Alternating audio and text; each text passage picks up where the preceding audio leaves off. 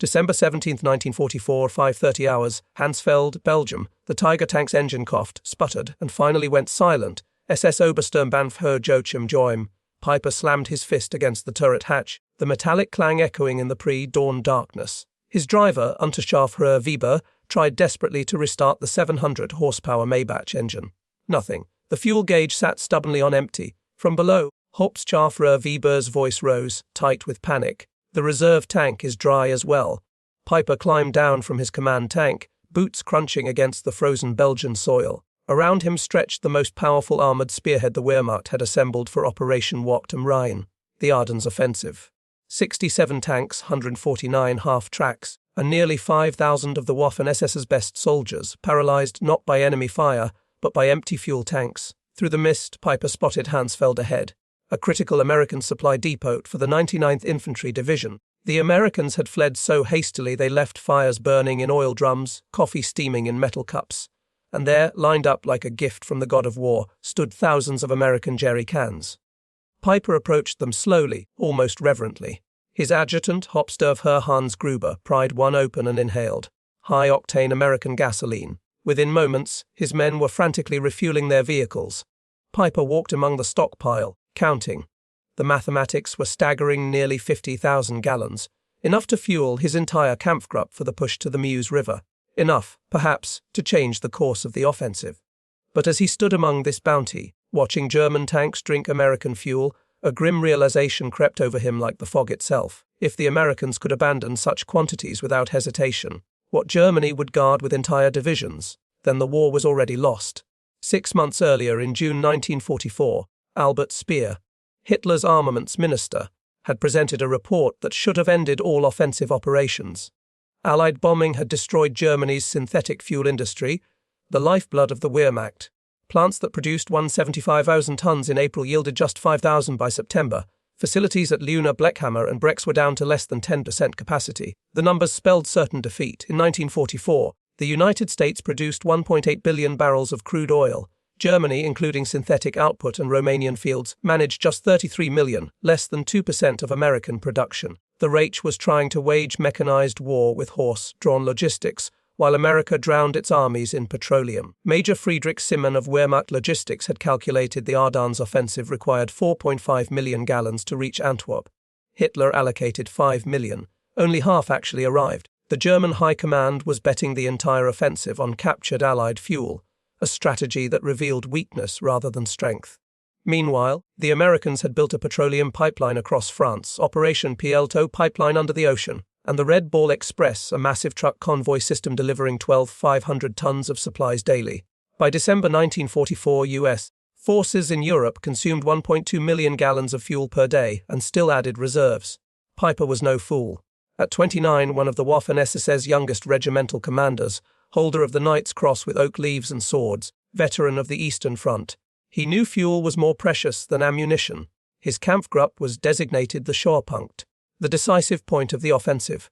At a final briefing on December 14th, General Sepp Dietrich was blunt: "You will reach the Meuse if you capture American fuel.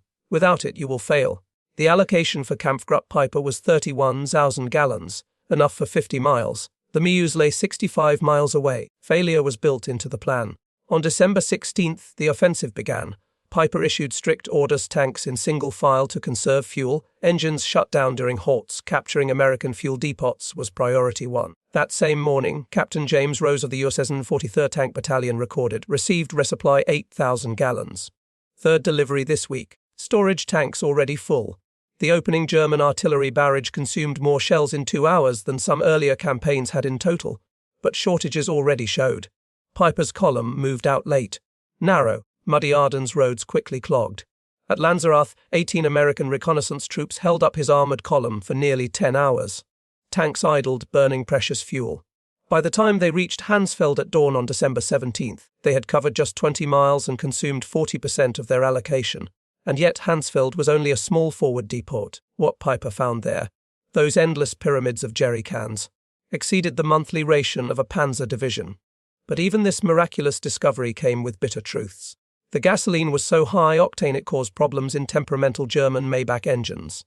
Documents revealed it had travelled 6,000 miles, from Texas oil fields to New York to Liverpool, across the Channel to Normandy, and trucked to Belgium. In just 6 weeks, Peiper read the shipping papers twice, then crumpled them silently. His face went pale. He understood. America's logistical power was operating on a scale Germany could not even imagine. By evening on December 17th, Peiper's spearhead reached Stavelot, home to a depot holding over 2 million gallons, enough to guarantee success. But US engineers were already at work. At 16:30, Captain John Brewster ordered the site torched. White phosphorus grenades lit the night sky. A wall of fire rose 100 feet, consuming fuel enough to drive Peiper's division to Antwerp and back. The blaze burned for 3 days. Peiper watched silently from his tank. At last he muttered, "They can afford to burn 2 million gallons to deny it to us. What are we doing here?" Across the Ardennes, Americans destroyed over 8 million gallons in the first week, more than Germany had allocated for the entire operation. By December 18th, Peiper's Kampfgruppe was already running at a deficit. The Tigers devoured 2.5 gallons per mile, Panthers 1.5, and Ardennes terrain made it worse. Fuel captured was less than fuel consumed. American intelligence knew his situation through ultra-intercepts. Orders went out, enemy critically short of fuel. Destroy all stocks threatened by capture. Meanwhile, US C-47 transport planes flew in 160,000 gallons to Bastogne in a single day, more than Peiper's entire force possessed.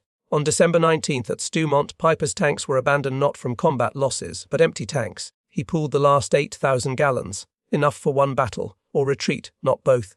By December 20th, his staff admitted the truth: "We'll have fuel for 20 kilometers. The Meuse is 30 away."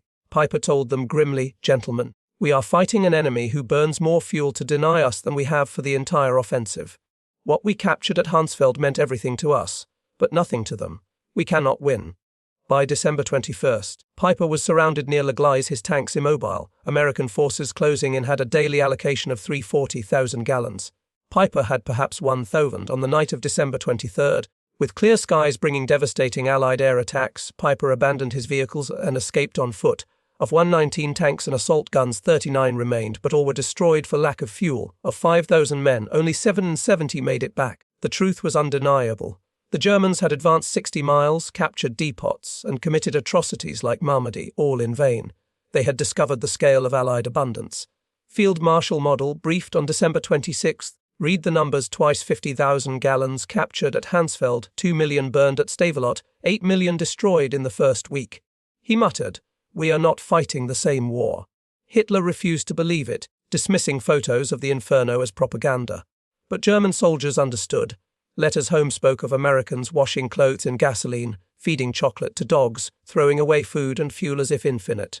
Morale collapsed. At Nuremberg, generals admitted logistics decided everything. General Heinz Guderian wrote, "One Peiper captured 50,000 gallons. Everything to him, nothing to the Americans. The war was finished."